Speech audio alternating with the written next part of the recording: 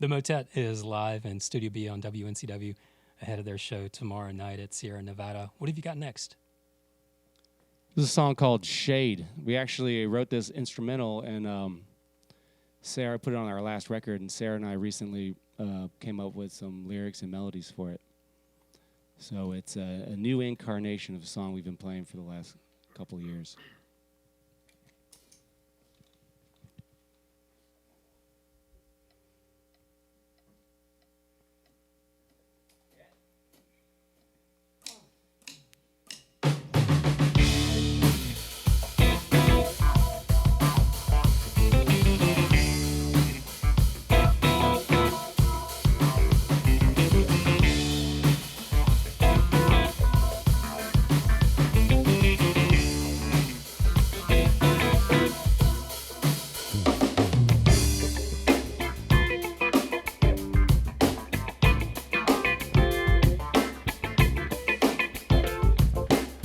There was a time when no words had been spoken, no peace of mind, no promises broken. Can you see into your own reflection and find a way to make a new connection? Gotta figure it out when the hammer keeps on falling.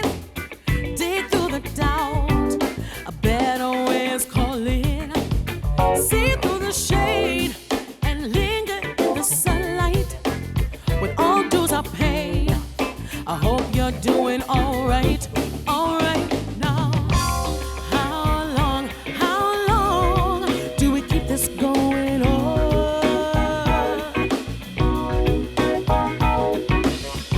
So long, just wanna feel like we belong.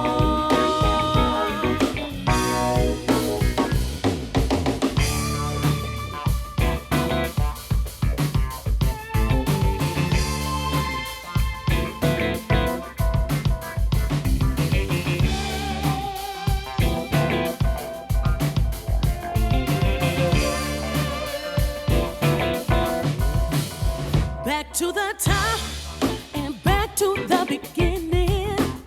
It never stops. The world just keeps on spinning. Stuck in a maze and running from your shadow. Who's throwing shade and who's your greatest rival? How long do we keep this going on?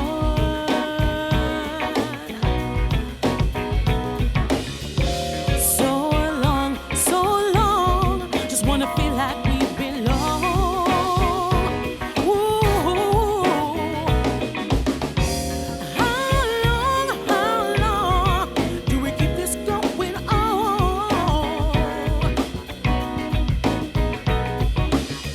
So long, just wanna feel like we belong.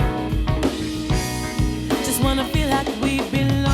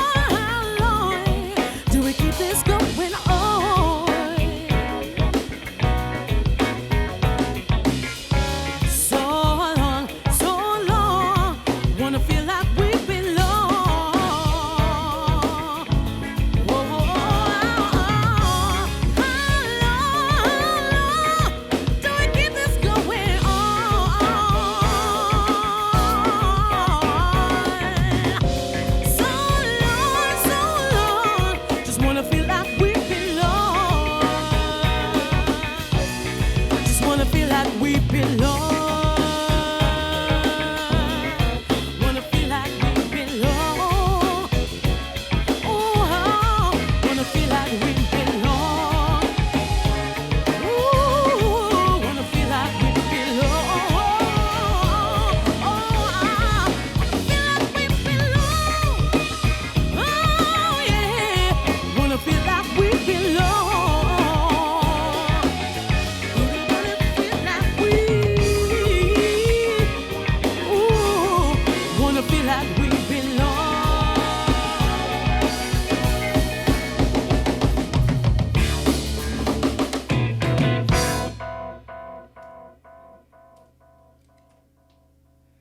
The Motet live in Studio B on WNCW, cranking it out, sounding good, y'all. Thank you. You've made the all instrumental record. You've had plenty and plenty of instrumentals in your catalog and plenty of vocals as well. It's interesting to note how different the songs can be, being written as an instrumental versus having vocals, chorus, vocals, you know, chorus, verse, chorus, that sort of thing, versus an instrumental where it might afford you a little bit more freedom, perhaps, in actually in the musical aspects of the song, the building blocks of the song. Yeah, I think sometimes, you know, you just kind of find an idea and you kind of follow it, and sometimes it just naturally seems like, okay, this is a vocal tune, or this is maybe a little too wacky and should just be instrumental. And sometimes it's best just to like not even think about it, just kind of see how it transpires as you keep going, and then see what happens from there. How many of the songs are written by each member? How is it divided up? I think it's always different from record to record, and yeah, we just all just bring in a bunch of stuff, see what makes it. Is it more of a process of bringing more a kind of a complete song to the table, or is it hashed out in the studio sometimes? Well, I could just speak for what I mean, I know that when I came in, there was a big backlog of music, things that had been kind of created during the pandemic, and they were waiting for ideas, and a lot of that was Joey's stuff. So, and I know that for him, he kind of makes the whole demo, right, a lot of the time, and then brings that, and we work within those parameters. But I think that there's other ways it has happened. I can just only speak for what I've noticed so far. Yeah, sometimes it's just a spark of an idea, and that's all it takes, just one little spark, and then we're off to the races, writing, recording, listening back, rewriting.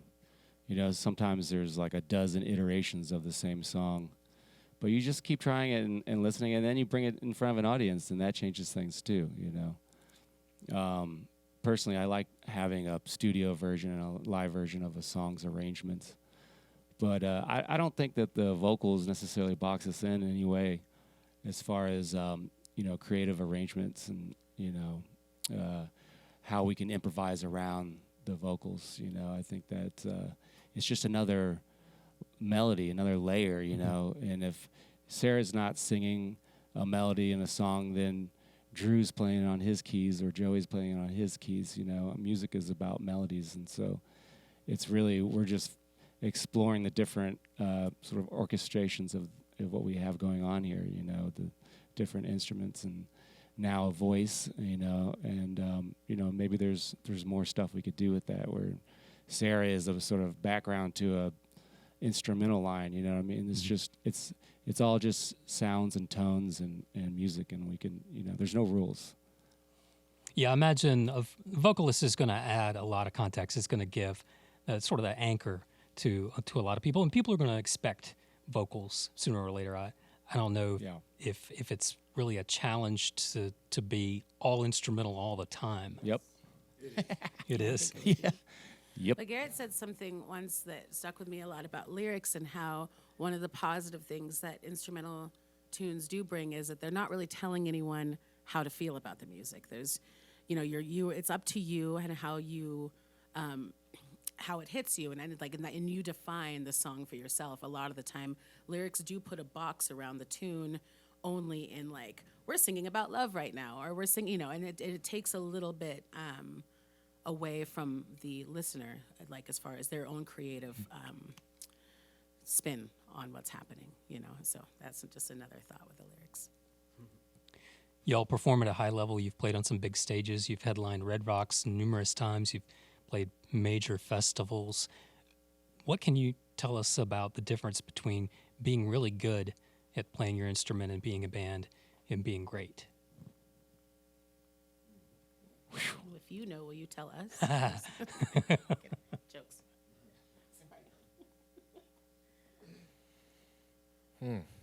That's a good one. I guess the best bands play well together. You can have all the best musicians together in a room, but if they can't play together, it's not going to be good. If they're not listening to each other and playing off of one another.